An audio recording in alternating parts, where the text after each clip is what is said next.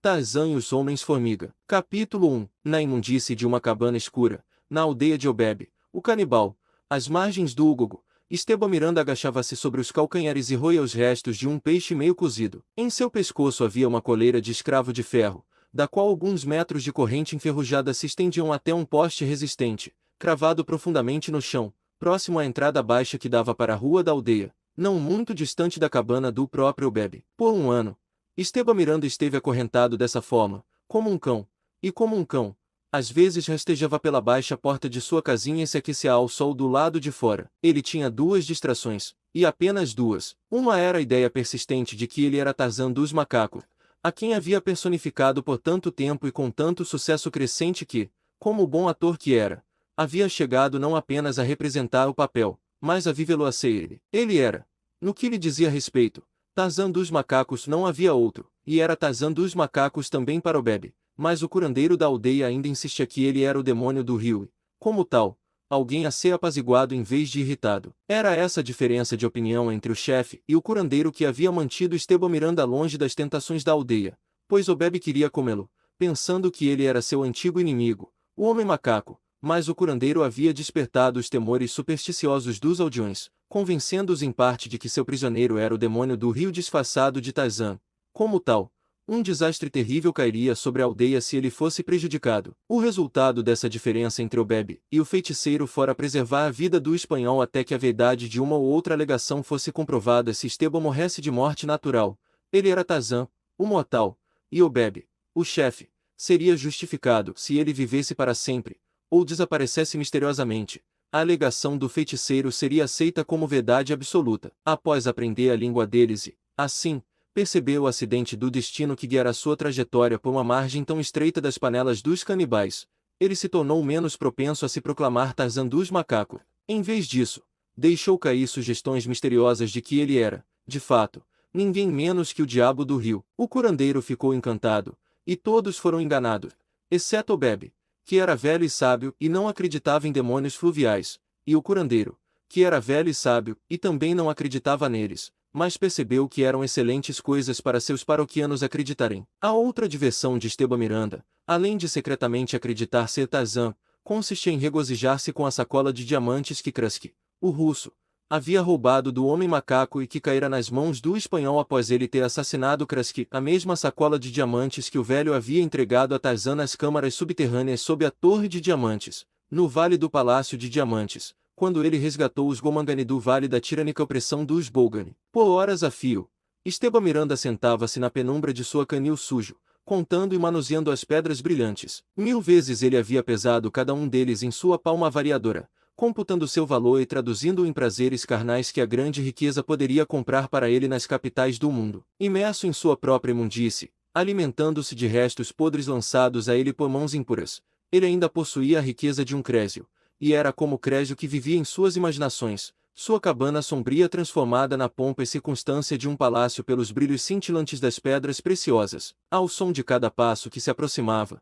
ele escondia apressadamente sua fabulosa fortuna no miserável pano que era sua única vestimenta, e mais uma vez se tornava prisioneiro em uma cabana canibal. E agora, após um ano de confinamento solitário, surgiu uma terceira distração, na forma de filha de Camis, o curandeiro. O tinha 14 anos. Era formosa e curiosa. Há um ano, ela observava o misterioso prisioneiro à distância até que, finalmente, a familiaridade superou seus medos e, um dia, ela se aproximou dele enquanto ele estava deitado ao sol, fora de sua cabana. Esteban, que observava sua aproximação meio tímida, sorriu encorajadoramente. Ele não tinha nenhum amigo entre os moradores da vila. Se ele pudesse escolher apenas um, sua situação seria muito mais fácil e a liberdade, um passo mais próximo. Finalmente, o parou a poucos passos dele. Ela era uma criança, ignorante e selvagem, mas era uma criança mulher e Esteban Miranda conhecia mulheres. Estive na aldeia do chefe Obebe por um ano, disse ele hesitante, na linguagem laboriosamente adquirida de seus captores. Mas nunca antes imaginei que suas paredes abrigassem alguém tão bela quanto você. Qual é o seu nome? O ficou satisfeita. Ela sorriu amplamente. Eu sou. Ela lhe disse, meu pai é Camis, o curandeiro. Era Esteban quem estava satisfeito agora. O destino, após rejeitá-lo por tanto tempo, finalmente foi bondoso. Ela lhe havia enviado alguém que, com cultivo, poderia provar ser uma flor de esperança, de fato, por que nunca veio me ver antes?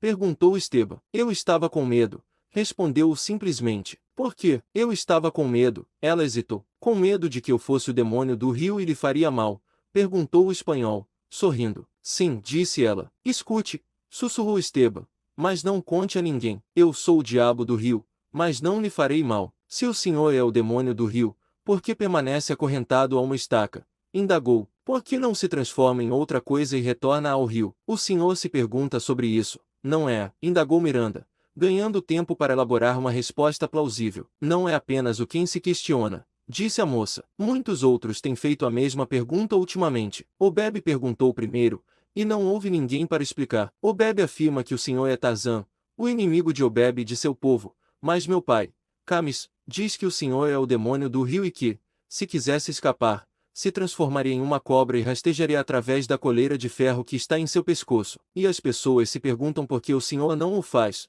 e muitas delas estão começando a acreditar que o senhor não é o diabo do rio de forma alguma. Aproxime-se, Bela, sussurrou Miranda, para que nenhum outro ouvido além do seu possa ouvir o que estou prestes a lhe dizer. A moça aproximou-se um pouco e inclinou-se em direção a ele, que estava agachado no chão. Sou, de fato, o diabo do rio, disse Esteban, e vou e venho como desejo. À noite, quando a aldeia dorme, vago pelas águas do Ugogo, mas sempre retorno. Estou aguardando o para testar o povo da aldeia de Obebe, a fim de que eu possa saber quem são meus amigos e quem são meus inimigos. Já aprendi que Obebe não é meu amigo, e não tenho certeza sobre Camis. Se Camis tivesse sido um bom amigo, teria me trazido comida fina e cerveja para beber. Eu poderia ir quando desejasse, mas espero para ver se há alguém na aldeia de Obebe que me libertará. Assim, poderia aprender quem é meu melhor amigo. Se houvesse um indivíduo assim, a fortuna sempre lhe sorriria. Todos os seus desejos seriam concedidos e ele viveria até uma idade avançada, pois não teria nada a temer do demônio do rio, que o ajudaria em todos os seus empreendimentos. Mas ouça, não conte a ninguém o que lhe disse. Esperarei um pouco mais e, se não houver tal amigo na aldeia de Obebe, retornarei a meu pai e minha mãe, os Ugogo, e destruirei o povo de Obebe. Nenhum permanecerá vivo. A garota se afastou, aterrorizada. Era evidente que ela estava muito impressionada. Não tenha medo. Ele a tranquilizou. Não lhe farei mal, mas se você destruir todas as pessoas, ela indagou. Então, é claro. Ele disse, não poderei ajudá-la, mas esperemos que alguém venha e me liberte, para que eu saiba que tenho pelo menos um bom amigo aqui. Agora vá. E lembre-se de que não deve contar a ninguém o que lhe disse. Ela se afastou por uma curta distância e então retornou. Quando o senhor destruirá a aldeia? Ela perguntou. Em poucos dias. Ele respondeu. O tremendo de terror, correu rapidamente na direção da cabana de seu pai, Camis, o curandeiro. Esteban Miranda sorriu satisfeito e voltou para sua toca para brincar com seus diamantes. Camis, o curandeiro, não estava em sua cabana quando sua filha, desmaiada de pavor, rastejou para o interior sombrio. Nem suas esposas, com seus filhos. Estes últimos estavam nos campos além da paliçada, onde o deveria estar, e assim foi que a menina teve tempo para refletir antes de voltar a vê-los, de modo que se recordou distintamente, o que quase havia esquecido no primeiro frenesi do medo, que o diabo do rio havia lhe imposto que não revela-se a ninguém o que lhe dissera. E ela estivera prestes a contar tudo ao pai. Que calamidade terrível teria então acontecido a ela? Ela tremeu com a mera sugestão de um destino tão terrível que não conseguia sequer imaginá-lo. Que livramento ela teve! Mas o que ela deveria fazer? Ela jazia encolhida sobre uma esteira de graminhas têcidas, atormentando seu pobre e selvagem cérebro em busca de uma solução para o imenso problema que a confrontava, o primeiro problema que jamais havia entrado em sua jovem vida, além daquele, recorrente, de como mais facilmente evadir sua parte da labuta nos campos. De repente, ela se endireitou, galvanizada em rigidez estatuária por um pensamento gerado pela lembrança de um dos comentários do demônio do rio. Por que não lhe ocorrera antes? De forma muito clara, ele havia dito, e repetido, que se fosse libertado saberia que tinha pelo menos um amigo na aldeia de Obebe, e que quem o liberta-se viveria até uma idade avançada e teria tudo o que desejasse. Mas, após alguns minutos de reflexão, o voltou a desanimar. Como poderia ela, uma menina, realizar sozinha a libertação do demônio do rio? Como, baba? Perguntou ela ao pai, quando ele retornou à cabana. Mais tarde naquele dia, o demônio do rio destrói aqueles que o prejudicam. Assim como os peixes no rio, são incontáveis os caminhos do demônio do rio, respondeu Camis. Ele poderia enviar os peixes do rio e a caça da selva, causando a morte de nossas plantações. Então, Deveríamos passar fome. Ele poderia trazer o fogo do céu à noite e fulminar todos os habitantes de Obeb. E o senhor acha que ele pode fazer essas coisas conosco, Baba? Ele não fará mal a Camis, que o salvou da morte que Obeb lhe teria infligido, respondeu o curandeiro. O recordou que o demônio do rio havia reclamado que Camis não lhe trouxera boa comida nem cerveja, mas ela nada disse sobre isso, embora percebesse que seu pai estava longe de estar tão bem nas boas graças do demônio do rio quanto ele parecia acreditar. Em vez disso, adotou outra abordagem. Como ele pode escapar? Perguntou ela. Enquanto a coleira estiver em seu pescoço, quem a removerá para ele? Ninguém pode removê-lo, exceto o Bebe, que carrega em sua bolsa o pedaço de latão que faz a coleira abrir, respondeu Camis. Mas o demônio do rio não precisa de ajuda, pois quando chega o momento em que deseja ser livre, basta que se transforme em uma cobra e rasteje para fora da faixa de ferro em volta de seu pescoço. Aonde a senhora está indo? Vou visitar a filha de Obeb. Ela respondeu, olhando por cima do ombro. A filha do chefe estava moendo milho, como deveria estar fazendo. Ela ergueu o olhar e sorriu quando a filha do curandeiro se aproximou. Não faça barulho, ela advertiu, pois Obeb, meu pai, está dormindo lá dentro. Ela acenou com a cabeça em direção à cabana. O visitante sentou-se, e as duas moças conversaram em voz baixa. Elas falavam de seus adornos, seus penteados, dos jovens da aldeia e, frequentemente, quando falavam deles, riam. A conversa deles não era muito diferente daquela que poderia ocorrer entre duas jovens de qualquer raça ou clima. Enquanto conversavam, os olhos de frequentemente se voltavam para a entrada da cabana de Obeb, e muitas vezes suas sobrancelhas se contraíam em pensamentos muito mais profundos do que suas passagens ociosas justificavam. Onde? Ela exigiu de repente. Está a pulseira de arame de cobre que o irmão de seu pai lhe deu no início da última lua. A filha de Obeb deu de ombro. Ele o tomou de volta de mim, ela respondeu, e o deu à irmã de sua esposa mais nova. O parecia abatido. Será que ela cobiçava a pulseira de cobre? Seus olhos perscrutaram atentamente a pessoa de sua amiga. Suas sobrancelhas quase se encontraram. Tamanha era a profundidade de seus pensamentos. De repente, seu rosto se iluminou. O colar de muitas contas que seu pai tomou do corpo do guerreiro capturado para a última festa, exclamou ela. Não o perdeu. Não, respondeu sua amiga. Está na casa de meu pai. Quando Moimilho, ele me atrapalhava, e por isso deixei de lado. Posso vê-lo? Perguntou. Eu o buscarei. Não. Você despertará o Bebe e ele ficará muito zangado, disse a filha do chefe. Eu não o despertarei, respondeu, e começou a rastejar em direção à entrada da cabana. Sua amiga tentou dissuadi-la. Eu o buscarei assim que Baba despertar, ela disse-ao, mas o não lhe deu atenção e logo estava rastejando cautelosamente para o interior da cabana. Uma vez lá dentro, ela esperou silenciosamente até que seus olhos se acostumassem com a penumbra. Na parede oposta da cabana, o Bebe jazia estirado sobre uma esteira para dormir. Ele roncava com vigor. Aproximou-se dele furtivamente. Sua descrição era a descrição de Cheta, a leoparda. Seu coração batia como um tamborim no auge da dança. Ela temia que o barulho, e sua respiração acelerada despertassem o velho chefe, de quem ela tinha tanto pavor quanto do demônio do rio, mas o Bebe roncava. Aproximou-se dele. Seus olhos já estavam acostumados à penumbra do interior da cabana. Ao lado de Obeb e parcialmente sob seu corpo, ela viu a bolsa do chefe. Cautelosamente, ela estendeu uma mão trêmula e a segurou. Ela tentou puxá-lo de sob o peso de Obeb. O adormecido se mexeu inquieto, e o recuou, aterrorizada. Obeb mudou sua posição e pensou que ele tivesse despertado. Se não tivesse sido paralisada pelo horror, teria fugido em disparada, mas, felizmente para ela, não conseguia se mover. Logo, ouviu Obeb retomar seu ronco interrompido, mas sua coragem havia se esvaído, e agora só pensava em escapar da cabana sem ser descoberta. Ela lançou um último olhar assustado ao chefe para se certificar de que ele ainda dormia. Seus olhos pousaram na bolsa. Obeb havia se afastado dele, e agora jazia ao seu alcance, livre do peso de seu corpo. Ela estendeu a mão para pegá-lo, mas a retirou subitamente. Ela se afastou. Seu coração estava na boca. Ela cambaleou tonta, e então, pensou no demônio do rio e nas possibilidades de uma morte horrível que residiam em seu poder. Mais uma vez, ela estendeu a mão para a bolsa, e desta vez, pegou-a, abrindo apressadamente. Ela examinou o conteúdo. A chave de latão estava lá. Ela o reconheceu porque era a única coisa cujo propósito ela não conhecia. A coleira,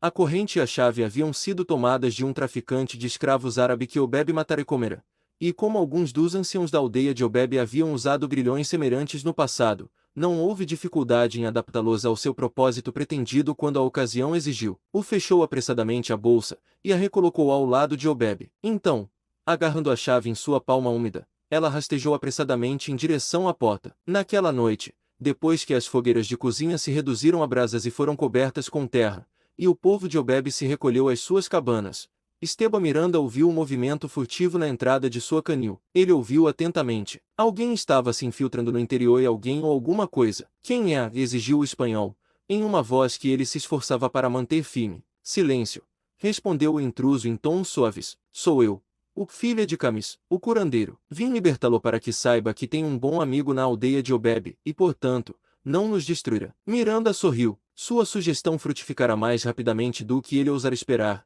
E evidentemente, a moça havia obedecido à sua ordem de silêncio. Nesse ponto, ele havia raciocinado de forma equivocada, mas qual a importância disso, uma vez que seu único objetivo na vida, a liberdade, estava prestes a ser alcançado? Ele havia advertido a garota ao silêncio, acreditando ser essa maneira mais segura de disseminar a palavra que desejava espalhar pela aldeia, onde, estava certo, chegaria aos ouvidos de algum dos selvagens supersticiosos com os meios de libertá-lo. Agora que o incentivo fora fornecido. E como vai me libertar?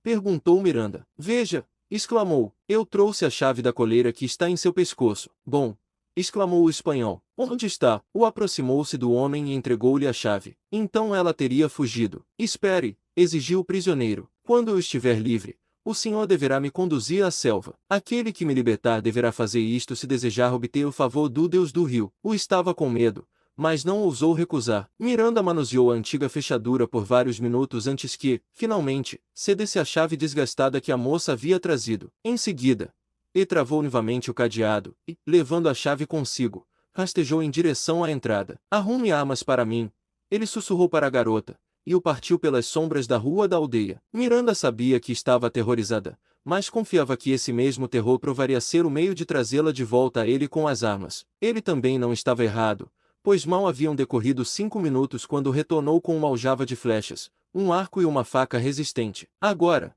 conduza-me ao portão, ordenou Estevão, mantendo-se fora da rua principal e o mais atrás das cabanas possível.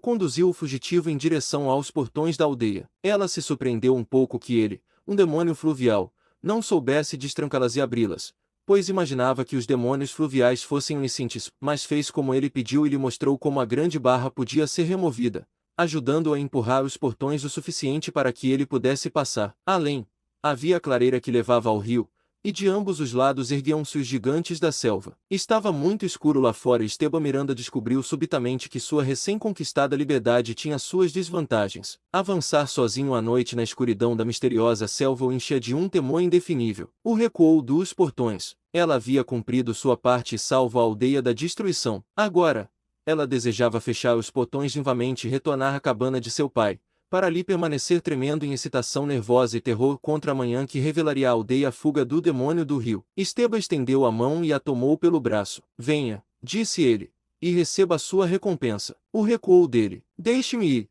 ela clamou. Temo por isso. Mas Esteban também estava com medo, e decidirá que a companhia daquela garotinha negra seria melhor do que nenhuma companhia nas profundezas da selva solitária. Possivelmente, com a chegada da luz do dia, ele a deixaria retornar ao seu povo. Mas esta noite ele estremeceu com a ideia de adentrar a selva sem companhia humana. O tentou se libertar de seu domínio. Ela se debateu como um filhote de leão, e por fim, teria erguido a voz em um grito selvagem por socorro, se Miranda não tivesse subitamente colocado a palma da mão sobre sua boca, erguido-a do chão, correndo rapidamente pela clareira, desaparecido na selva. Atrás deles, os guerreiros de Obebe, o canibal, dormiam em pacífica ignorância da súbita tragédia que havia entrado na vida da pequena Ui. À frente deles, bem distante na selva, um leão rugia estrondosamente. 3 pessoas saíram da varanda do bangalô africano de Lord Greystoke e caminharam lentamente em direção ao portão por uma trilha adornada com rosas, que descreve a uma curva graciosa pelos jardins bem cuidados,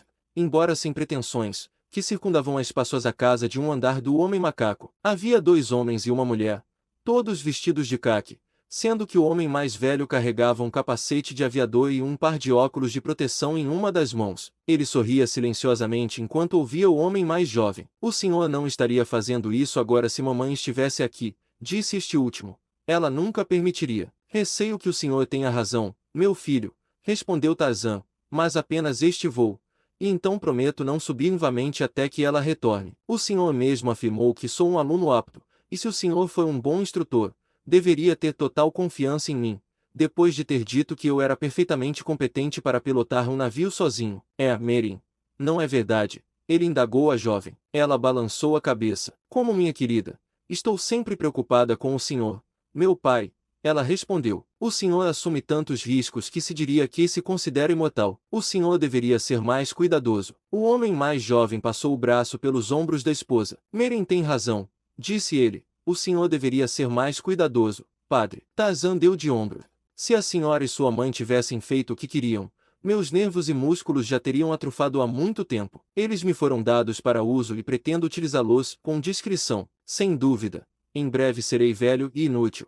E por tempo suficiente, como já é. Uma criança irrompeu subitamente do bangalô, perseguida por uma governanta suada, e correu para o lado de Merin. Mãe! Exclamou ele. Daqui está doente. Daqui dói. Deixe-o vir conosco, insistiu Tarzan. Ouse! Exclamou o menino, voltando-se triunfante para a governanta. Daqui não fala. Na planície nivelada, que se estendia do bangalô até a distante selva, cujas massas verdejantes e sombras profundas eram vagamente discerníveis a noroeste, jazia um biplano, à sombra do qual se espojavam dois guerreiros Vaziri que haviam sido treinados por Korak, o filho de Tarzan, nas funções de mecânicos e, posteriormente, para pilotar a aeronave eles mesmos, um fato que não foi sem peso na determinação de Tarzan dos macacos em aperfeiçoar-se na arte de voar, pois, como chefe dos Vaziri, não era apropriado que os guerreiros menores de sua tribo superassem em qualquer particularidade. Ajustando seu capacete e óculos, Tarzan subiu na cabine. É melhor me levar junto, aconselhou Korak. Tarzan balançou a cabeça, sorrindo com boa índole. Então um dos rapazes, aqui, insistiu seu filho. Você poderia desenvolver algum problema que o forçasse a fazer um pouso forçado, e se não tiver um mecânico para fazer os reparos,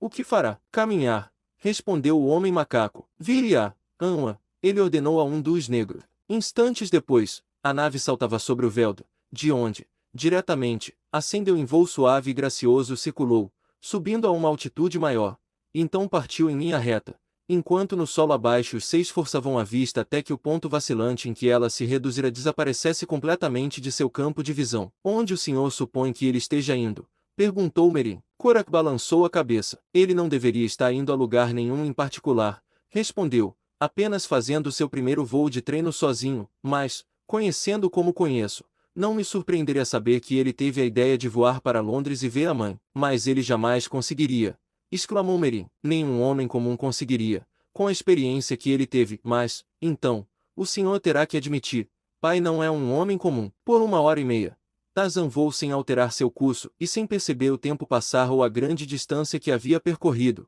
Tão encantado estava com a facilidade com que controlava a nave, e tão emocionado com esse novo poder que lhe dava a liberdade e a mobilidade dos pássaros, os únicos habitantes de sua amada selva que ele alguma vez teve motivos para invejar. Adiante, ele discerniu uma grande bacia, ou que poderia ser melhor descrito como uma série de bacias, circundadas por colinas arborizadas, e imediatamente reconheceu à sua esquerda o sinuoso Gogo, mas a região das bacias era nova para ele e o deixou perplexo. Ele reconheceu, simultaneamente, outro fato que estava a mais de 100 milhas de casa, e determinou retornar imediatamente, mas o mistério das bacias o atraía. Não conseguia voltar para casa sem uma visão mais próxima delas. Por que ele nunca havia se deparado com este país em suas muitas andanças? Por que ele nunca sequer ouvirá falar disso dos nativos que viviam em fácil acesso a ele? Ele desceu a um nível inferior para inspecionar melhor as bacias, que agora lhe pareciam uma série de crateras rasas de vulcões há muito extintos. Ele viu florestas, lagos e rios, cuja própria existência jamais havia sonhado,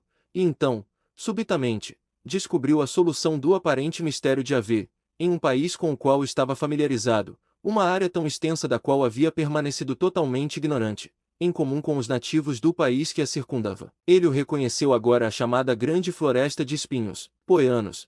Ele estivera familiarizado com aquela mata impenetrável que supostamente cobria uma vasta área de território, na qual apenas os menores animais ousavam se aventurar, e agora via que era apenas uma franja relativamente estreita que circundava um país agradável e habitável, mas uma franja tão cruelmente farpada a ponto de ter protegido para sempre o segredo que continha dos olhos do homem. Tarzan decidiu circundar esta longa e escondida terra de mistério antes de apontar a proa de seu navio para casa, e para obter uma visão mais próxima, desceu, consequentemente, mais perto da terra. Abaixo dele, Estendia-se uma grande floresta, e além dela, uma savana aberta que terminava aos pés de colinas rochosas e escarpadas. Ele percebeu que, absorto como estava no estranho e novo país, permitirá que o avião descesse muito. Coincidindo com a realização e antes que pudesse mover o controle em sua mão, a nave tocou a copa frondosa de algum antigo monarca da selva, guinou, girou completamente e caiu em direção ao solo através da folhagem.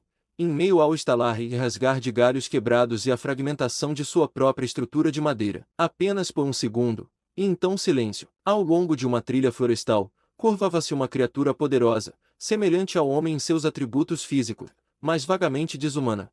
Um grande bruto que caminhava ereto sobre duas pernas e carregava um clube em uma mão cônea e calejada. Seus longos cabelos caíam desgrenhados sobre os ombros, e havia pelos no peito e um pouco nos braços e pernas, embora não mais do que se encontre em muitos homens de raças civilizadas. Uma tira de couro em sua cintura sustentava as extremidades de uma tanga estreita, bem como inúmeras tiras de couro cru, as extremidades inferiores das quais eram fixadas pedras redondas com diâmetro de 1 a 2 polegadas. Próximas a cada pedra, estavam presas diversas penas pequenas, em sua maioria de cores brilhantes. As mechas que sustentavam as pedras eram presas ao cinto em intervalos de 2 a 5 centímetros, e as próprias mechas mediam cerca de 45 centímetros de comprimento. O conjunto formava uma saia esquelética, franjada com pedras redondas e penas, que caía quase até os joelhos da criatura. Seus pés grandes estavam descalços e sua pele branca bronzeada a um marrom claro pela exposição aos elementos. A ilusão de grande porte era sugerida mais pela massa dos ombros e pelo desenvolvimento dos músculos das costas e dos braços do que pela altura, embora a criatura medisse perto de 1,80 m. Seu rosto era maciço, com um nariz largo e uma boca larga e carnuda, os olhos, de tamanho normal, situados sob sobrancelhas pesadas e espessas, encimadas por uma testa larga e baixa. Ao caminhar, o animal batia suas orelhas grandes e planas e, ocasionalmente, movia rapidamente porções de sua pele em várias partes da cabeça e do corpo para afastar moscas, como se observa em um cavalo, que utiliza os músculos laterais e flancos para o mesmo fim. Moveu-se silenciosamente, seus olhos escuros constantemente em alerta, enquanto as orelhas batendo eram frequentemente silenciadas momentaneamente, pois a mulher escutava em busca de sons de caça ou inimigo. Ela parou agora, com as orelhas voltadas para a frente e as narinas dilatadas, farejando o ar. Algum odor ou som que nossos órgãos sensoriais mortos não poderiam ter percebido havia atraído sua atenção. Cautelosamente, ela avançou pela trilha até que, em uma curva, viu à sua frente uma figura prostrada no caminho, com o rosto voltado para o chão. Era Tarzan dos macacos. Inconsciente, jazia enquanto, acima dele, os destroços esfacelados de seu avião estavam presos entre os galhos da grande árvore que causará sua queda. A mulher segurou seu taco com mais firmeza e se aproximou. Sua expressão refletia o espanto que a descoberta daquela criatura estranha havia gerado em sua mente elementar, mas ela não demonstrava medo. Ela caminhou diretamente para o lado do homem prostrado, com seu bastão erguido para golpear, mas algo impediu sua mão. Ela se ajoelhou ao lado dele e passou a examinar suas roupas. Ela o virou de costas e colocou uma de suas orelhas acima de seu coração. Então, ela hesitou por um momento na frente da camisa dele, e de repente, tomando-a em suas duas mãos poderosas, rasgou-a livremente e ela escutou, desta vez com o ouvido contra a pele nua dele. Ela se levantou e olhou ao redor, farejando e escutando.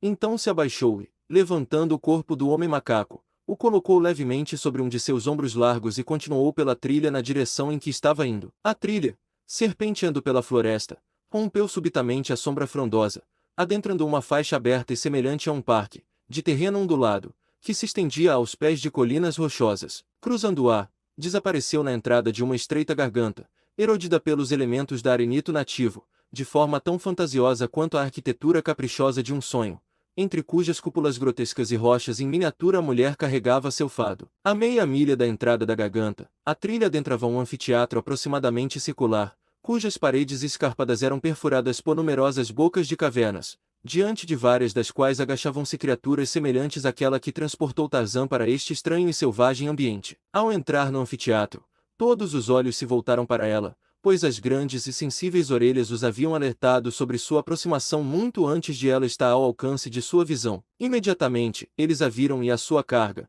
Vários deles se levantaram e foram ao seu encontro. Todas do sexo feminino. Estas, semelhantes em físico e vestimentas escassas àquela que capturou o homem macaco, embora diferentes em proporções e fisionomia. Como os indivíduos de todas as raças diferem entre si, eles não proferiram palavras nem emitiram qualquer som, nem ela, a quem se aproximavam, enquanto seguia em frente em seu caminho, evidentemente direcionado a uma das entradas da caverna, mas ela segurava firmemente seu porrete e o balançava para frente e para trás, enquanto seus olhos, sob suas sobrancelhas franzidas, mantinham uma vigilância sombria sobre cada movimento de seus companheiros. Ela havia se aproximado da caverna, que era evidentemente seu destino, quando um daqueles que a seguiam avançou repentinamente e agarrou Tarzan. Com a agilidade de um gato, a mulher largou sua carga, voltou-se para a Temeraia, e brandindo seu porrete com a velocidade de um raio, derrubou-a com um golpe forte na cabeça. Em seguida, postando-se sobre o prostrado Tarzan, ela olhou ao redor como uma leoa encurralada,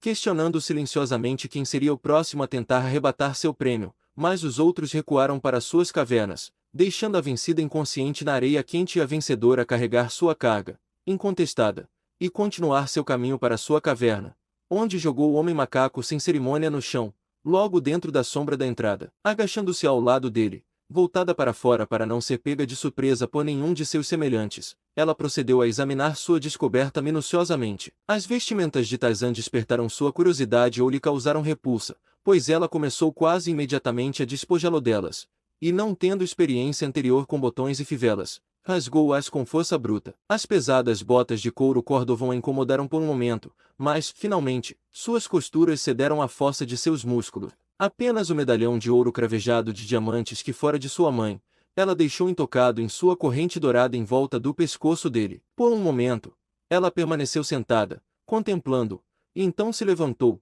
jogando mais uma vez sobre o ombro e caminhando em direção ao centro do anfiteatro, cuja maior parte era coberta por edifícios baixos construídos com enormes blocos de pedra, alguns dispostos verticalmente para formar as paredes, enquanto outros, colocados sobre estes, constituíam os telhados. Unidas de ponta a ponta, com asas ocasionais em intervalos irregulares que se estendiam para o anfiteatro, elas delimitavam um oval grosseiro de terreno aberto que formava um grande pátio. As diversas entradas externas dos edifícios foram fechadas com duas lajes de pedra, uma das quais, ereta, cobria a abertura, enquanto a outra, apoiada na primeira do lado de fora, a mantinha firmemente no lugar contra quaisquer esforços que pudessem ser feitos para removê-la do interior do edifício. A uma dessas entradas, a mulher carregou seu cativo inconsciente, depositou-o no chão, removeu as lajes que fechavam a abertura e o arrastou para o interior sombrio e escuro, onde o colocou no chão e bateu palmas 3 vezes com força, resultando na entrada, em breve, de 6 ou 7 crianças de ambos os sexos, com idades entre 1 e 16 ou 17 anos. Os mais jovens caminhavam com facilidade e pareciam tão aptos a cuidar de si mesmos quanto os filhotes da maioria das ordens inferiores em idade semelhante. As meninas, mesmo as mais jovens, estavam armadas com paus, mas os meninos não portavam armas, nem de ataque nem de defesa. Ao avistá-los, a mulher apontou para Tarzan, bateu na cabeça com o punho cerrado, e em seguida, gesticulou para si mesma, tocando o peito várias vezes com o polegar calejado. Ela fez vários outros gestos com as mãos, tão eloquentes em seu significado que alguém totalmente desconhecedor de sua linguagem de sinais quase poderia adivinhar seu propósito. Em seguida, virou-se e deixou o edifício, recolocou as pedras em frente à entrada e voltou para sua caverna, passando, aparentemente sem notar, pela mulher que havia derrubado recentemente e que agora estava recuperando a consciência rapidamente. Ao sentar-se em frente à entrada de sua caverna, sua vítima subitamente se ergueu, esfregou a cabeça por um momento, e após olhar ao redor de forma apática, levantou-se cambaleante. Por um instante, ela vacilou e cambaleou, mas logo se recompôs. Com apenas um olhar para o autor de sua dor, afastou-se na direção de sua própria caverna. Antes que ela alcançasse, sua atenção, juntamente com a de todos os outros membros desta estranha comunidade, ou pelo menos de todos aqueles que estavam ao ar livre, foi atraída pelo som de passos que se aproximavam. Ela parou abruptamente, suas grandes orelhas eretas, atentas, ouvindo, seus olhos direcionados para a trilha que subia do vale. Os demais observavam e escutavam da mesma forma, e instantes depois, sua vigília foi recompensada com a visão de outra pessoa de sua espécie, que surgiu na entrada do anfiteatro. Uma criatura colossal, esta, ainda maior do que aquela que capturou o homem-macaco, mais larga e pesada, embora pouco, ou nada, mais alta, carregando sobre um ombro a carcaça de um antílope e sobre o outro corpo de uma criatura que poderia ser metade humana e metade besta, mas, certamente, não inteiramente uma nem outra. A antílope estava morta, mas não a outra criatura. Ele se contorcia debilmente e seus movimentos inúteis não poderiam ser chamados de lutas, enquanto pendia, com a parte central do corpo sobre o ombro nu e marrom de seu captor, seus braços e pernas pendurados frouxamente à frente e atrás, seja em inconsciência parcial, seja na paralisia do medo. A mulher que havia trazido Tarzan ao anfiteatro levantou-se e postou-se diante da entrada de sua caverna. Teremos de chamá-la de a primeira mulher, pois não possuía nome. Nas convoluções lamacentas de seu cérebro lento, ela jamais havia sentido sequer a necessidade de uma denominação específica e distintiva, e entre seus semelhantes era igualmente sem nome, assim como eles, e o tanto, para que possamos diferenciá-la das demais, chamá-la-emos de a primeira mulher. E, da mesma forma, conheceremos a criatura que ela abateu com sua clava como a segunda mulher, e aquela que agora entrava no anfiteatro, com um fardo sobre cada ombro, como a terceira mulher. Então, a primeira mulher se levantou, seus olhos fixos na recém-chegada, suas orelhas atentas, e a segunda mulher se levantou, assim como todas as outras que estavam à vista, e todas ficaram encarando a terceira mulher, que se movia firmemente com sua carga, seus olhos atentos sempre voltados para as figuras ameaçadoras de suas companheiras. Ela era muito grande, esta terceira mulher, de modo que, por um tempo, as outras apenas ficaram paradas e a encararam, mas logo a primeira mulher deu um passo à frente, e, virando-se, lançou um longo olhar para a segunda mulher, e então deu outro passo à frente, parou e olhou novamente para a segunda mulher, e desta vez apontou para si mesma, para a segunda mulher, em seguida, para a terceira mulher, que agora acelerou o passo em direção à sua caverna, pois compreendeu a ameaça na atitude de primeira mulher. A segunda mulher também compreendeu, e avançou agora com a primeira mulher. Nenhuma palavra foi dita, nenhum som emanou daqueles lábios selvagens, lábios que jamais se abriram para um sorriso, lábios que nunca conheceram o riso, nem jamais o conheceriam. À medida que as duas se aproximavam dela, a terceira mulher deixou suas presas em um monte a seus pés, agarrou sua clava com mais firmeza e se preparou para defender seus direitos. Os demais, brandindo suas próprias armas, investiram contra ela. As mulheres restantes eram agora apenas espectadoras, com as mãos paradas, talvez por algum antigo costume tribal que avaliava o número de atacantes pela quantidade de despojos, concedendo o direito de contestação a quem o iniciasse. Quando a primeira mulher foi atacada pela segunda mulher, as outras se mantiveram distantes, pois fora a segunda mulher que avançara primeiro para tentar a posse de Tarzan. E agora, a terceira mulher havia chegado com 2 prêmios, e uma vez que a primeira mulher e a segunda mulher haviam saído para recebê-la, as demais haviam se mantido à distância. Quando as 3 mulheres se juntaram,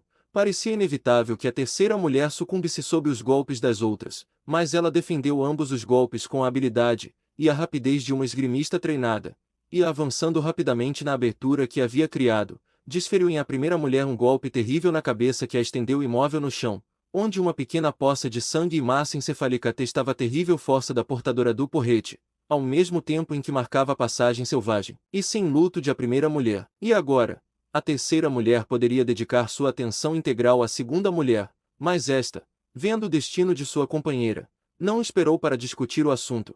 Em vez de permanecer para continuar a luta, fugiu para sua caverna, enquanto a criatura que a terceira mulher carregava, juntamente com a carcaça do antílope, aparentemente acreditando que via uma chance de escapar enquanto sua captura estava envolvida com seus agressores, rastejava furtivamente na direção oposta. Sua tentativa poderia ter sido bem-sucedida se a luta tivesse durado mais tempo, mas a habilidade e a ferocidade da terceira mulher puseram fim a tudo em questão de segundos e, virando-se, ela avistou uma parte de sua presa tentando escapar e saltou rapidamente atrás dela. Enquanto ela fazia isso, a segunda mulher girou e correu de volta para agarrar a carcaça do antílope, enquanto o fugitivo rastejante se levantava e corria rapidamente pela trilha que levava através da boca do anfiteatro em direção ao vale. Ao se levantar, tornou-se evidente que a criatura era um homem, ou pelo menos um indivíduo do sexo masculino, e evidentemente da mesma espécie que as mulheres dessa raça peculiar, embora muito mais baixo e com uma constituição proporcionalmente mais leve. Mídia cerca de 1,5 m de altura, possuía alguns pelos no lábio superior e no queixo, uma testa muito mais baixa do que a das mulheres, e seus olhos eram mais próximos um do outro. Suas pernas eram muito mais longas e esbeltas do que as das mulheres, que pareciam ter sido projetadas para a força em vez da velocidade, e o resultado foi que ficou evidente desde o início que a terceira mulher não teria esperança de alcançar sua presa em fuga, e então a utilidade da estranha saia de tiras, pedras e penas se tornou aparente. Apossando-se de uma das correias, ela desengatou fácil e rapidamente do cinto que as sustentava em torno de seus quadris e, segurando a extremidade da correia entre o polegar e o indicador, girou-a rapidamente em um plano vertical até que a pedra emplumada em sua extremidade se movesse com grande velocidade, então, soltou a correia. Como uma flecha, o míssil se dirigiu ao fugitivo em disparada. A pedra, razoavelmente grande, do tamanho de uma noz inglesa, atingiu o homem na parte de trás da cabeça, derrubando-o inconsciente ao chão. Então, a terceira mulher voltou-se contra a segunda mulher que,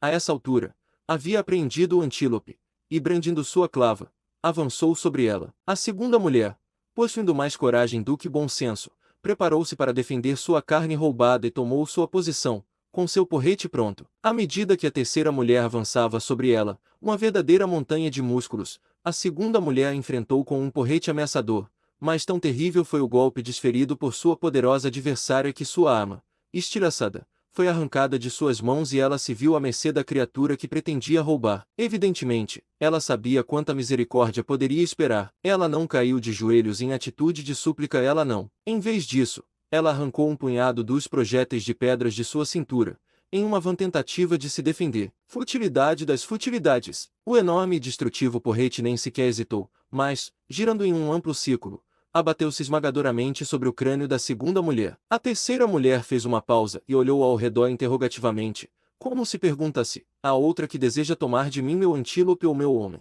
Se for o caso, que ela se apresente. Mas ninguém aceitou o desafio, e logo, a mulher se virou e caminhou de volta para o homem prostrado. Grosseiramente, ela o puxou para que se levantasse e o sacudiu. A consciência retornava lentamente e ele tentou se levantar. Seus esforços, no entanto, foram um fracasso, e ela o jogou sobre o ombro novamente e voltou para o antílope morto, que arremessou para o ombro oposto, continuando seu caminho interrompido para sua caverna. Jogou os dois sem cerimônia no chão. Ali, na entrada da caverna, ela acendeu uma fogueira, girando habilmente um bastão de fogo em meio às iscas secas em um pedaço de madeira escavada, e cortando tiras generosas da carcaça do antílope, comeu vorazmente. Enquanto ela estava ocupada, o homem recuperou a consciência e, sentando-se, olhou ao redor, atordoado. No momento, suas narinas captaram o aroma da carne sendo cozida e ele apontou para ela. A mulher entregou-lhe a rude faca de pedra que havia jogado de volta ao chão da caverna e fez um gesto em direção à carne. O homem apanhou o utensílio e logo estava grelhando um corte generoso sobre o fogo. Meio queimado e meio cru como estava, ele o comeu com aparente deleite, e enquanto ele comia, a mulher sentou-se e o observou. Ele não era muito atraente, mas ela pode tê-lo achado bonito. Ao contrário das mulheres, que não usavam adornos, o homem portava pulseiras e tornozeleiras, além de um colar feito de dentes e pedras. Em seu cabelo, preso em um pequeno coque acima da testa, estavam espetados vários espetos de madeira com cerca de 25 a 30 centímetros de comprimento, que se projetavam em diversas direções em um plano horizontal. Quando o homem se saciou, a mulher se levantou e, agarrando-o pelos cabelos, o arrastou para dentro da caverna. Ele aranhou e mordeu, tentando escapar, mas não era páreo para seu captor. No chão do anfiteatro, diante das entradas das cavernas, jaziam os corpos da primeira mulher e da segunda mulher, e sobre eles, em enxame, pairavam os abutres do céu. Scar, o abutre, era sempre o primeiro a chegar ao banquete. No interior sombrio da estranha câmara rochosa onde fora depositado de forma tão implacável, Tarzan imediatamente se tornou o centro de interesse dos vários jovens alali que se aglomeravam ao seu redor. Examinaram-no cuidadosamente, viraram-no, apalparam-no, beliscaram-no e, por fim, um dos jovens machos, atraído pelo medalhão dourado, removeu-o do pescoço do homem macaco e colocou-o em seu próprio pescoço. Talvez no nível mais baixo da evolução humana, nada lhes interessasse por muito tempo, de modo que logo se caçaram de Tarzan e saíram em tropel para o pátio ensolarado, deixando o homem macaco recuperar a consciência como pudesse, ou não. Era irrelevante para eles qual ele faria. Felizmente para o senhor da selva, a queda através do teto da floresta foi amortecida pela ocorrência fortuita de galhos flexíveis diretamente no caminho de sua descida, com o resultado feliz de que ele sofreu apenas uma leve concussão cerebral. Ele já estava recuperando a consciência lentamente, e não muito tempo depois que os jovens alali o deixaram, seus olhos se abriram, rolaram sem brilho pelo interior sombrio de sua prisão e se fecharam vivamente. Sua respiração estava normal e, quando vivamente abriu os olhos, foi como se tivesse emergido de um sono profundo e natural, a única lembrança do acidente sendo uma dor de cabeça surda. Sentando-se, ele olhou ao redor, seus olhos gradualmente se acostumando à luz fraca da câmara. Ele se viu em um abrigo rústico construído com grandes blocos de pedra. Uma única abertura conduzia ao que parecia ser outra câmara semelhante, cujo interior, no entanto, era muito mais claro do que aquele em que ele se encontrava. Lentamente, ele se levantou e caminhou até a abertura. Atravessando a segunda câmara, ele avistou outra porta que conduzia ao ar fresco e à luz do sol. Com exceção de montes imundos de gramas mortas no chão, ambos os cômodos estavam vazios e desprovidos de qualquer indício de que fossem utilizados como locais de habitação humana. Da segunda porta, a qual ele se dirigiu, avistou um estreito pátio murado por grandes blocos de pedra, cujas extremidades inferiores, cravadas no solo, os mantinham eretos. Ali, ele viu o jovem Alali agachado, alguns ao sol, outros à sombra. Tarzan os observou com evidente perplexidade. O que eram eles? Que lugar era este em que ele se encontrava? De forma evidente, encarcerado. Eram eles seus guardas ou seus companheiros de prisão? Como ele havia chegado aqui? Passando os dedos pelos cabelos negros e rebeldes, em um gesto característico de perplexidade, ele balançou a cabeça. Ele recordou a infeliz interrupção do voo, chegou a lembrar-se de cair através da folhagem da grande árvore, mas, além disso, tudo era vago. Ele permaneceu por um momento examinando os Alali, que estavam todos inconscientes de sua presença próxima ou de seu olhar sobre eles, e então ele avançou ousadamente para o pátio diante deles, como um leão, destemido, ignora a presença de chacais. Imediatamente que o viram, levantaram-se e se aglomeraram ao seu redor, as meninas empurrando os meninos para o lado e aproximando-se ousadamente. Tarzan lhes falou, primeiro em um dialeto nativo e depois em outro, mas eles pareceram não entender, pois não responderam. Então, como último recurso, dirigiu-se a eles na linguagem primitiva dos grandes macacos, a linguagem de Manu, o macaco, a primeira língua que Tarzan aprendeu quando, ainda bebê, amamentou-se no seio peludo de Kala, a macaca, e ouviu os guturais dos selvagens membros da tribo de Kershak. Mas, invamente, seus ouvintes não responderam, pelo menos não com uma resposta audível, embora movessem as mãos, os ombros e os corpos, e sacudissem a cabeça no que o homem macaco logo reconheceu como uma espécie de linguagem de sinais, nem emitiram quaisquer sons vocais que pudessem indicar que estavam se comunicando uns com os outros por meio de uma língua falada. No momento, eles perderam vivamente o interesse no recém-chegado e retomaram seu ócio ao redor das paredes do pátio, enquanto Tarzan caminhava de um lado a outro em seu comprimento, seu olhar atento buscando qualquer via de fuga que a sorte pudesse proporcionar, e ele a viu na altura das paredes, ao topo das quais um longo salto em corrida levaria seus dedos estendidos. Ele tinha certeza, mas ainda não ele deveria esperar pela escuridão para proteger sua tentativa daqueles dentro do recinto, daqueles fora, e, com a aproximação da escuridão, as ações dos demais ocupantes do pátio tornaram-se notavelmente alteradas, caminhavam de um lado para outro, passando e repassando constantemente a entrada do abrigo no final do pátio, e ocasionalmente entravam no primeiro cômodo e frequentemente passavam para o segundo cômodo, onde escutavam por um momento antes da grande laje que fechava a abertura externa, então, de volta ao pátio e de um lado para outro em movimento inquieto. Finalmente, um deles bateu o pé no chão, e esse gesto foi repetido pelos demais, até que, em cadência regular, o som surdo de seus pés descalços deve ter sido audível a alguma distância além dos limites do seu estreito pátio prisional. Seja qual for o objetivo pretendido por este procedimento, aparentemente nada resultou, e, em breve, uma das moças, com o rosto carrancudo e rosnando de raiva, agarrou sua clava com mais firmeza em ambas as mãos e, aproximando-se de uma das paredes, começou a golpear violentamente uma de suas enormes placas de pedra. Imediatamente, as outras moças seguiram seu exemplo, enquanto os jovens rapazes continuavam a marcar o tempo com os calcanhares. Por um tempo, Tarzan ficou perplexo em busca de uma explicação para o comportamento deles, mas foi seu próprio estômago que, por fim, sugeriu uma resposta. As criaturas estavam famintas e tentavam atrair a atenção de seus carcereiros, e seu método de fazê-lo sugeria algo mais, também, algo do qual sua breve experiência passada com eles já o havia parcialmente convencido. As criaturas eram incapazes de falar, até mesmo totalmente a vocal. Talvez. A garota que havia começado a bater na parede parou repentinamente e apontou para Tarzan. Os demais o observaram, e em seguida, voltaram-se para ela, momento em que ela apontou para sua clava. Depois, novamente para Tarzan, após o que ensinou uma pequena pantomima, muito rápida, muito breve, mas nem por isso menos realista. A pantomima retratava o golpe de porrete na cabeça de Tarzan, após o qual a pantomimeira, auxiliada por seus colegas, devorava o homem macaco. Os golpes cessaram de cair sobre a muralha, os calcanhares não mais batiam contra o chão. A assembleia estava interessada na nova sugestão. Eles observavam Tarzan com avidez. A mãe que deveria ter lhes trazido comida, a primeira mulher, estava morta. Eles não sabiam disso, Tudo o que sabiam era que estavam famintos e que a primeira mulher não lhes trouxera comida desde o dia anterior. Eles não eram canibais, somente nos estágios finais da fome, teriam devorado uns aos outros.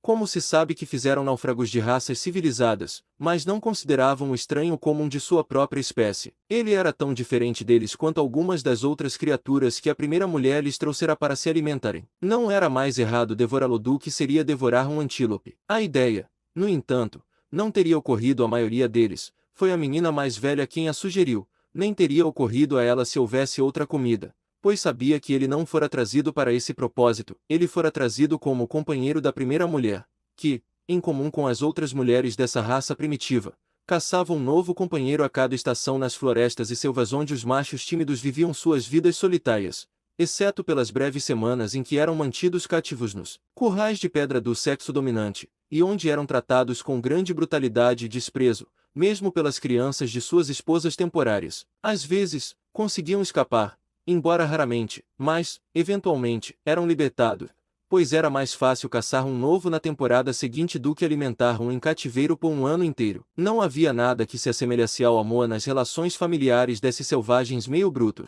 Os jovens, concebidos sem amor, desconhecendo seus próprios pais, não possuíam sequer um afeto elementar uns pelos outros, nem por qualquer outra criatura viva. Uma certa ligação os unia às suas mães selvagens, em cujos seios amamentaram por poucos meses e a quem recorriam em busca de alimento até que estivessem suficientemente desenvolvidos para adentrar as florestas e fazer suas próprias caças ou garantir qualquer outro alimento que a natureza pródiga lhes proporcionasse. Em algum momento entre os 15 e 17 anos de idade, os jovens do sexo masculino eram libertados e perseguidos na floresta, após o que suas mães não os reconheciam de nenhum outro macho. Em idade semelhante, as fêmeas eram levadas à caverna materna, onde viviam, acompanhando suas mães na caça diária, até que conseguissem capturar um primeiro companheiro. Depois, estabeleceram-se em cavernas separadas e o vínculo entre pais e filhos foi rompido com a mesma nitidez como se nunca tivesse existido, e eles poderiam, na estação seguinte, até mesmo se tornar rivais pelo mesmo homem, ou a qualquer momento entrar em conflito mortal pelos despojos da caça. A construção dos abrigos de pedra e dos currais nos quais as crianças e os homens eram mantidos era a única atividade comunitária na qual as mulheres se envolviam,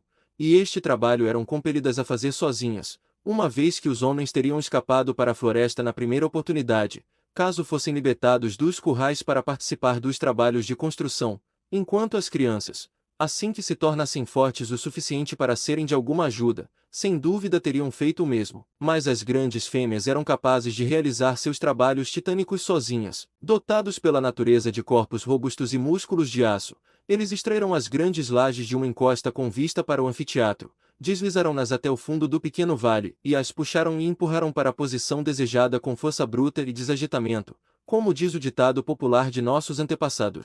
Felizmente para elas, raramente era necessário ampliar os abrigos e currais já construídos, uma vez que a alta taxa de mortalidade entre as fêmeas ordinariamente deixava muitos recintos vagos para as meninas em desenvolvimento. Ciúmes, ganância, os perigos da caça, as contingências das guerras intertribais, tudo isso cobrava um preço alto entre as fêmeas adultas. Mesmo o homem desprezado, lutando por sua liberdade, às vezes matava seu captor. A vida de um Dadúzalalus foi o resultado natural da reversão antinatural da dominação sexual. É da província do homem iniciar o amor, por sua maestria, inspirar primeiro respeito, depois admiração no coração da mulher que ele busca atrair. O próprio amor se desenvolveu após essas outras emoções. A ascendência gradualmente crescente da fêmea Lalus sobre o macho acabou por impedir que as emoções de respeito e admiração pelo macho fossem despertadas, com o resultado de que o amor nunca se seguiu. Sem amor por seu companheiro e tendo se tornado uma bruta mais poderosa, a selvagem mulher Lalus logo passou a tratar os membros do sexo oposto com desprezo e brutalidade,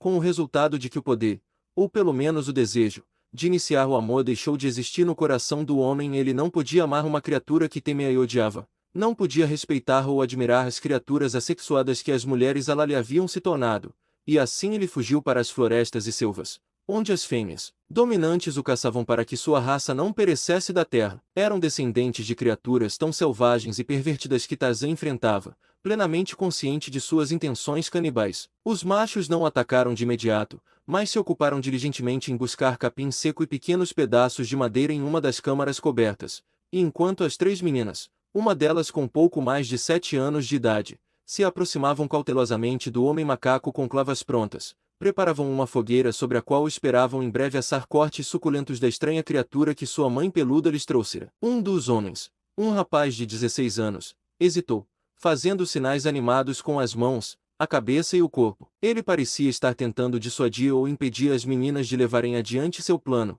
chegando a apelar aos outros meninos por apoio, mas eles apenas lançaram um olhar às meninas e continuaram seus preparativos culinários. Finalmente, porém, quando as jovens se aproximavam deliberadamente do homem-macaco, ele se colocou diretamente em seu caminho e tentou detê-las. Instantaneamente, os 3 pequenos demônios brandiram seus porretes e avançaram para destruí-lo. O rapaz se esquivou, retirou várias das pedras emplumadas de seu cinturão e as arremessou contra seus agressores. Tão rápidos e precisos eram os mísseis que 2 garotas caíram no chão, uivando. O terceiro disparo errou o alvo, atingindo um dos outros meninos na têmpora, matando-o instantaneamente. Ele era o jovem que havia roubado o medalhão de Tarzan, o qual, sendo como todos os seus companheiros machos uma criatura tímida, manteve continuamente coberto por uma palma desde que o retorno do homem-macaco à consciência o trouxe ao pátio entre eles. A menina mais velha, sem se intimidar, saltou para a frente, com o rosto horrivelmente contorcido em uma carranca de raiva. O garoto atirou outra pedra nela, e em seguida, virou-se e correu em direção ao homem-macaco. Provavelmente, ele mesmo não sabia qual recepção esperava. Talvez tenha sido a recrudescência de uma emoção de camaradagem há muito adormecida que o impulsionou a se colocar ao lado de Tarzan. Possivelmente o próprio Tarzan, em quem a lealdade à espécie era forte, havia inspirado esse despertar de um senso de alma atrofiado. Contudo, o fato permanece: o menino veio e se postou ao lado de Tarzan, enquanto a menina, evidentemente pressentindo perigo para si mesma nessa nova e estranha ousadia de seu irmão, avançou com mais cautela. Em sinais, ela parecia estar dizendo a ele o que faria se ele não parasse de interpor sua fraca vontade entre ela e seus desejos gastronômicos, mas ele respondeu com sinais desafiadores e manteve sua posição. Tarzan estendeu a mão e deu-lhe uma palmadinha nas costas, sorrindo. O garoto mostrou os dentes de forma horrível, mas parecia evidente que ele estava tentando retribuir o sorriso do homem-macaco. E agora a garota estava quase sobre eles. Tarzan estava bastante perplexo quanto à forma de agir contra ela. Sua cavalaria natural o impediu de atacá-la e tornou repugnante feri-la, mesmo em autodefesa, mas ele sabia que, antes de terminar com ela, poderia até mesmo ter que matá-la e, assim, enquanto procurava uma alternativa, preparou-se para o ato que detestava, mas ainda esperava escapar sem isso. A terceira mulher, conduzindo seu novo companheiro da caverna para o curral onde o manteria aprisionado por 1 ou 2 semanas, ouvirá a batida cadenciada de calcanhares nus e bordunas pesadas provenientes do curral da primeira mulher e imediatamente adivinha o seu significado. O bem-estar da prole da primeira mulher não a preocupava como indivíduo. O instinto comunitário, contudo, a impeliu a libertá-los para que pudessem procurar alimento e seus serviços não se perdessem para a tribo por inanição. Ela não os alimentaria, é claro, pois não pertenciam a ela, mas abriria a porta de sua prisão e os soltaria para se defenderem sozinhos, para encontrar comida ou não encontrá-la, para sobreviver ou perecer de acordo com a inexorável lei da sobrevivência do mais apto. Mas a terceira mulher tomou seu tempo. Com seus dedos fortes entrelaçados nos cabelos de seu esposo rosnante, ela arrastou a criatura protestante até seu curral, removeu a grande laje que bloqueava a entrada, e empurrou o homem com rudeza para dentro, acelerando sua velocidade com um chute final. Recolocou a laje e se virou calmamente em direção ao curral vizinho da primeira mulher. Removendo a porta de pedra, ela atravessou as 2 câmaras e entrou no curral no momento em que a menina mais velha avançava sobre Tarzan. Parando na entrada, ela bateu sua clava contra a parede de pedra do abrigo, evidentemente para atrair a atenção daqueles dentro do curral. Instantaneamente, todos voltaram seus olhares em sua direção. Ela foi a primeira mulher adulta, além da própria mãe, que os filhos da primeira mulher haviam visto. Recuaram dela com evidente terror. Os jovens ao lado de Tarzan se esconderam atrás do homem-macaco, e Tarzan não se surpreendeu com o medo deles. A terceira mulher foi a primeira luz adulta que ele vira, pois durante todo o tempo em que esteve sob os cuidados da primeira mulher, ele permaneceu inconsciente. A garota que o ameaçava com sua grande clava parecia agora tê-lo esquecido, e em vez disso, permaneceu com o rosto rosnando e os olhos semicerrados, confrontando o recém-chegado. De todas as crianças, ela parecia a menos aterrorizada. O homem-macaco examinou a enorme e brutal fêmea que se encontrava na extremidade oposta do curral, com seus olhos selvagens fixos nele. Ela não o havia visto antes, pois estava na floresta caçando no momento em que a primeira mulher trouxe seu prêmio de volta ao anfiteatro. Ela não sabia que a primeira mulher tinha algum macho em seu curral além de sua própria prole. Aqui, de fato, Estava um prêmio, ela o removeria para seu próprio curral. Com essa ideia em mente, e sabendo que, a menos que conseguisse driblá-la e alcançar a entrada antes dela, não poderia escapar, ela se moveu muito lentamente em sua direção, ignorando agora os outros ocupantes do curral. Tarzan, sem adivinhar seu verdadeiro propósito, pensou que ela estava prestes a atacá-lo como um alienígena perigoso nos recintos sagrados de seu lar. Ele observou sua grande massa, seu enorme desenvolvimento muscular e o enorme porrete balançando em sua mão semelhante a um presunto e os comparou com sua própria nudez indefesa.